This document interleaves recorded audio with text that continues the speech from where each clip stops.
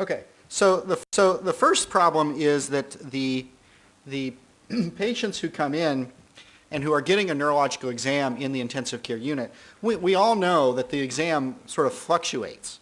The nurse will say, I swear he was following, the patient was following commands. And you're like, yeah, right, that's right, yeah, And, or the resident tells you, well, he had this and this and that on the exam, and you come in and it's completely different. Are they wrong? Are they incompetent? No, I think that the patient really truly is variable. And that's a problem because most of the things that we want to examine are very subtle, and we often make decisions on things that are very subtle for the patient. And what neuro worsening really is actually hard to define. Some important facts, the neurologic exam is essentially pretty limited because you can see what the exam is, but you have no clue of what the pathophysiology is. A person could be having the truly comatose patient is not really the subarachnoid hemorrhage patient that has an examination. They're comatose. And so you can't really determine whether that person is worsening or not. The head is really a black box. There often are sedating drugs on board, and you can't really know, is the person still sedated or something really changed substantially in the patient. And in the extreme condition of herniation, once the pupil is dilated, there is a certain amount of damage that's already done. And I would propose that that's too late. That we don't. The purpose of monitoring is to capture it before that really happens. The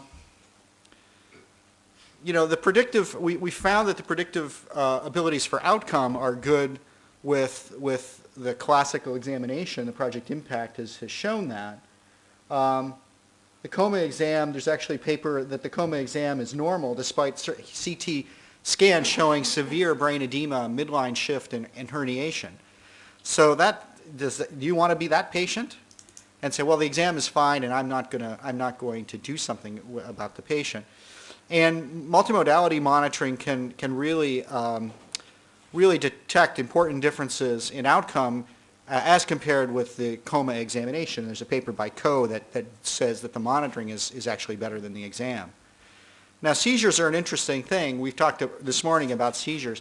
Most seizures in the ICU are nonconvulsive. The exam in that situation is completely unreliable. And let me show you this video. Here's a video. This is a video that is a patient.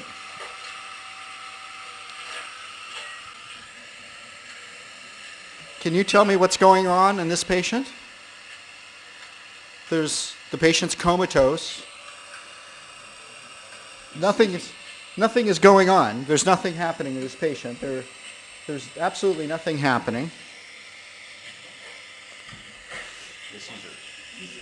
You would have seizures. I tweeted would have seizures.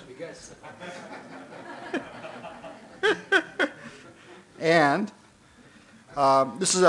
that video is compliments of Larry Hirsch, who was at Columbia, now is at Yale, and that's the EEG.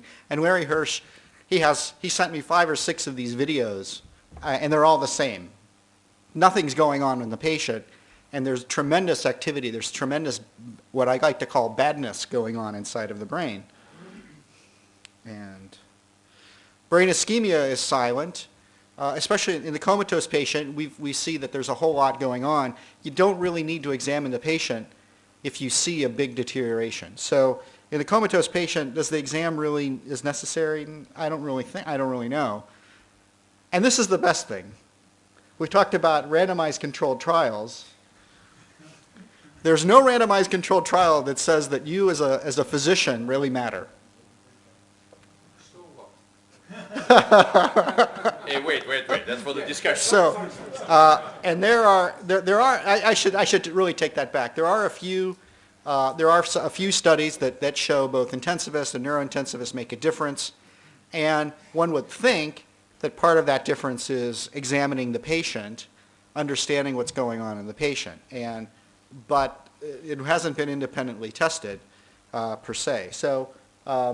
Those are my slides, and so I've taken the extreme position.